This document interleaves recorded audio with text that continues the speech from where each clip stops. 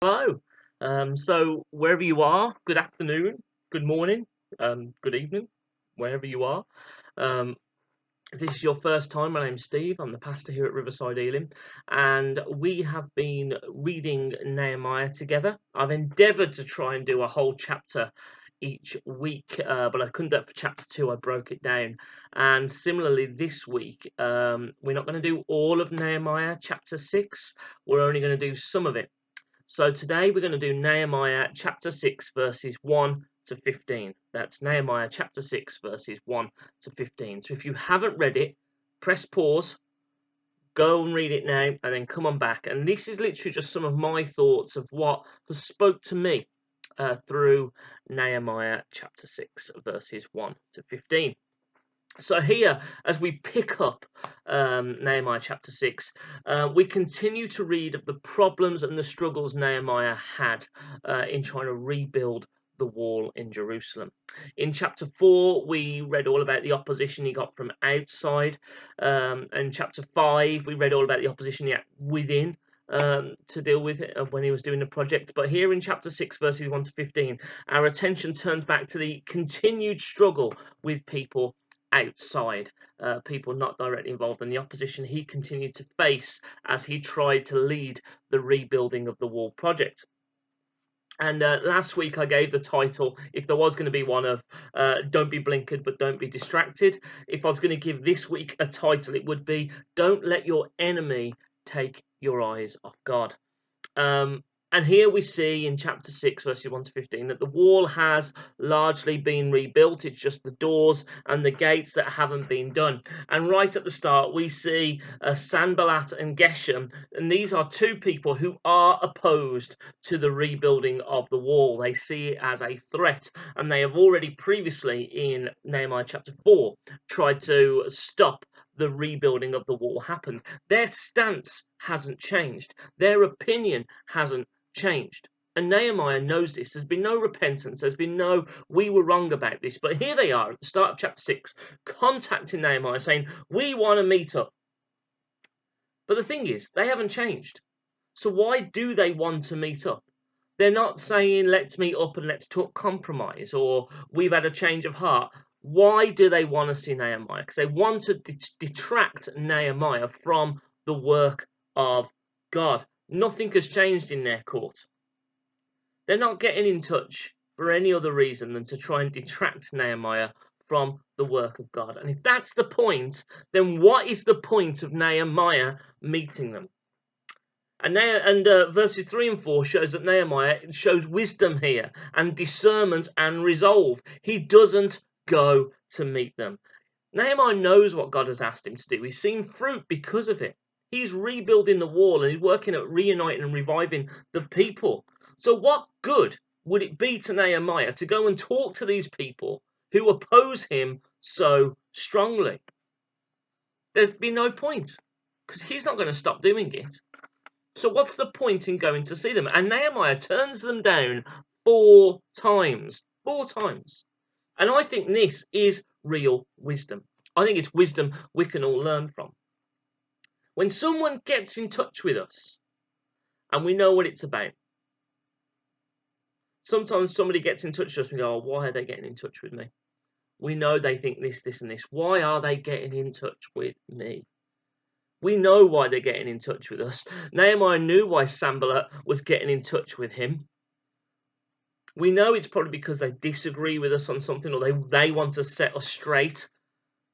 We know when some people get in touch with us, we know it won't be a helpful meeting, or there won't be a good resolution, because we know they are resolved in their opposition to us.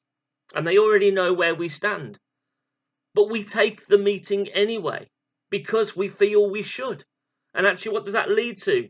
Fear, distraction, anxiety, and it never really ends well. Sometimes the best wisdom is not to put yourself in the conflict's path. And that's exactly what Nehemiah does here. He doesn't put himself in conflict's path. And he was right to do so. Why? Because verses 5 to 7 shows Sanballat's heart. Nothing has changed. He was right. And if Sanballat couldn't get to Nehemiah to meet in person, then he would threaten Nehemiah and he would lie about him. And this is often how human opposition comes. If people can't make us go their way, then they'll attack us and lie about us to try and make other people go to their cause over to ours. And that's exactly what Sanballat is doing here. How do you respond when someone lies about you? It hurts, doesn't it? It really hurts. And sometimes we can take things into our own hands and we can try to figure out who's saying what and who believes what. And we're going to have to tell loads of people our truth or our side of things, at least, so people know. And then we lash out because we go, that's not true. And how could you said that? And don't you know how much I've been hurt? And actually, what we try and do is we're trying to hurt that other person in equal measure to how they've hurt us. This is not how we should respond to opposition. Look how Nehemiah responds, verses 8 and 9. In verse 8, first thing Nehemiah does is he directly challenges Sanballat and says, that's not true. This is in your head. I can't prove it any other way other than it's not true. He doesn't defend himself. He doesn't go overboard and get loads of witnesses to go, look, this isn't untrue. He knows the truth, Nehemiah does. And he just says to Sanballat, do you know what, Sanballat? This is in your head. This is not true. He doesn't go and defend himself. Nehemiah just stands on the truth, nothing more. And then verse 9, what else does Nehemiah do? He seeks out God for his strength in the face of opposition because he's hurt, because somebody has lied about him. In the face of lies and opposition, we need just a couple of things. Number one, we need the truth. Number two, we need the strength of God. That's it. Both are enough to combat lies if we allow them to be. Nehemiah trusted God.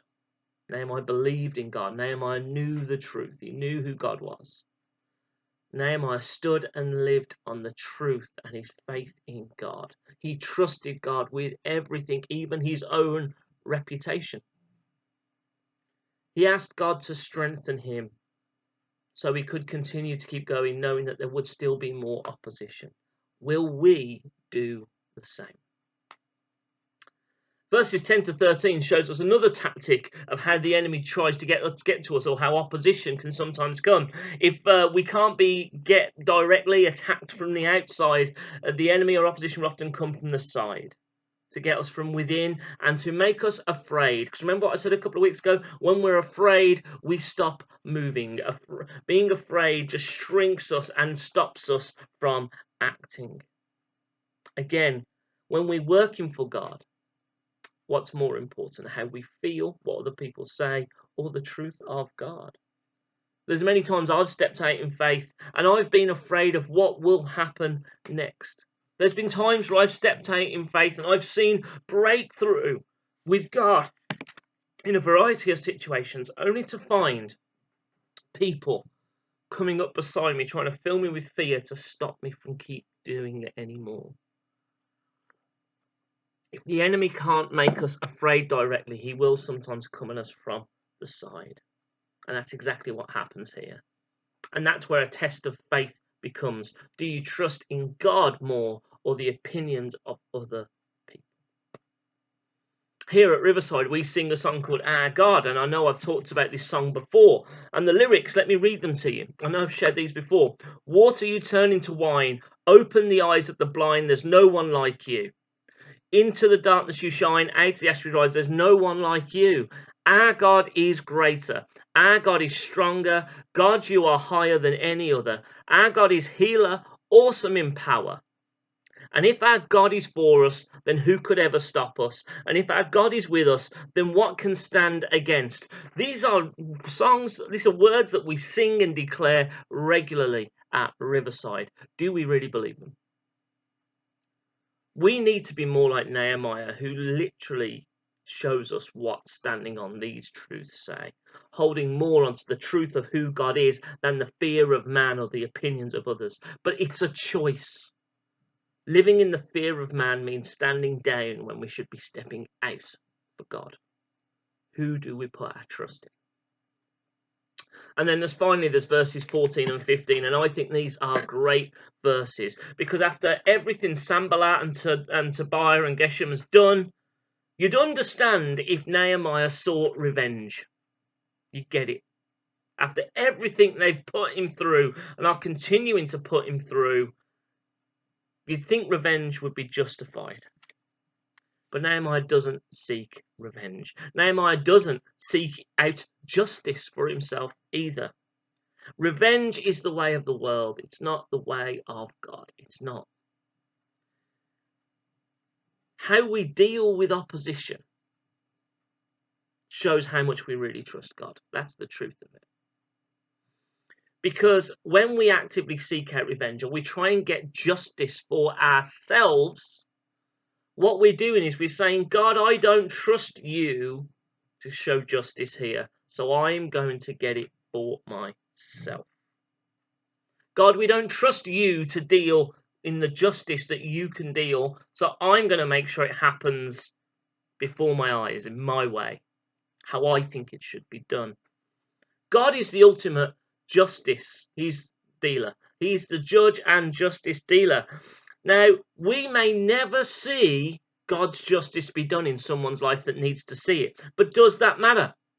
God will ensure that it happens. Do we trust him to do it?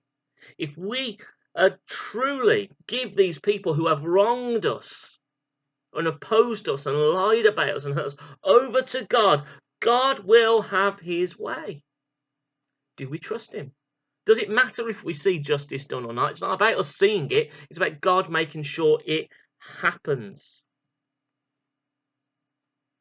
Or will we just try and inflict damage ourselves, do justice our way or the world's way, instead of trusting God to do so?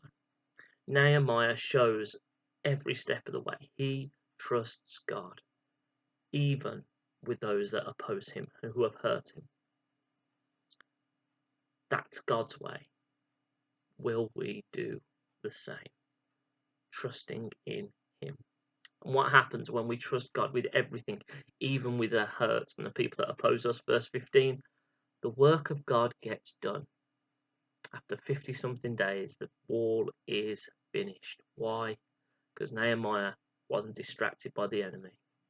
He looked after those that needed loving and caring. He did the work of God and he trusted in God completely. Will we do the same?